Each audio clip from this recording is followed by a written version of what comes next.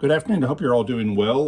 Well, yesterday I dropped a couple different videos off kind of showing how this part worked for holding the bolt back. And it's a work in progress, but I think I'm pretty happy with where I'm at now. I'm going to take one of them apart just so that I can show it to you. The one in the gun right now is the first prototype that worked. With that said, there was 25 before then that didn't quite work. And you try until you figure out what works. So basically, I'm not going to pull it out all the way, but there's a set pin, set pin that goes down in that hole. And the set pin goes against a little bolt that gets dropped through. That little inset right there is for a spring rest. So this is one of the primary parts. The other one is the pin itself. The pin isn't just a straight cut right there. It's kind of knurled, has a kind of an angle on both sides. And that's why when I make this thing, I'm able to just drop this in the hole, not worry about measurement. And because I have a knurled set screw, the knurled set screw is going to grab this anywhere and it's going to pull it right up into place where it's set exactly where it's supposed to be set. There's an angle on the top of this. That angle came from many versions that would lock up one way or another until we figured out the right angle for the piece that goes up through that top hole without catching anything. So what I'm going to do here is slide this back for a second. I'm going to take this one out that's in here because I want to show you how easy it is. I'm going to sell this 357 probably this weekend, and I've got a brand new S45 with dual tanks. I'll be selling that this weekend too. And at that point, get it to wiggle out because there's nothing actually holding that in place now. There we go. Get a little pair of pliers to grab it. Right now, the only thing holding it in is probably a little sheen of oil. There are no parts holding it in place. Grab the end of it there. Coax it up some, because I've already got the bolt loose.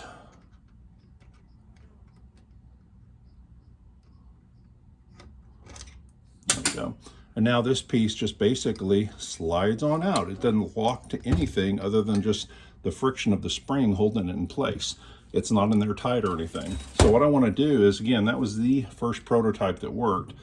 I've made 25 production pieces. I'm going to put them up and see what people think of them, toss them out there, and if people like them, I will produce some quantity. Hand machined, these pieces, the holes, everything. I'm here to tell you it's time consuming, and they're not going to be super cheap. But if you don't like having to try to get these things up and working with two hands, or you really need a buddy to step in and help you, this can come in pretty handy. Let's make sure I got that centered on the hole there. Okay, so basically I've just put that down through the hole, through the spring. Right now, that's not attached to anything. This is free spinning. The spring's just sitting there. This pin is loose at this moment. I could remove it just like I removed the other pin.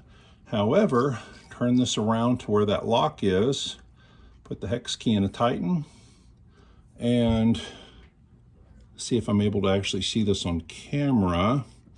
When I get down to the last bit of the tightening, you may or may not see that thing just rose a little bit.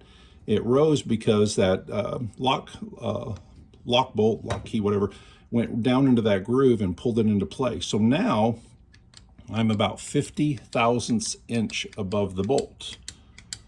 It's not touching the bolt at all. It's up above the bolt, just kind of hanging there in air. It's also below the Picatinny rail, so it's not going to interfere with any optics you've hooked up. So it's just sitting there ready to use. Lock it back. There you go. So now the bolt is held back. The only thing I haven't done yet that I may end up doing is creating a little bit more of a knurl on the base. Right now, the friction of it's holding it back. If I have to do a little bit of a crosshatch, a little bit of a knurl there on the base, just for a better lockup, I will. Basically, see if you're able to see this on video.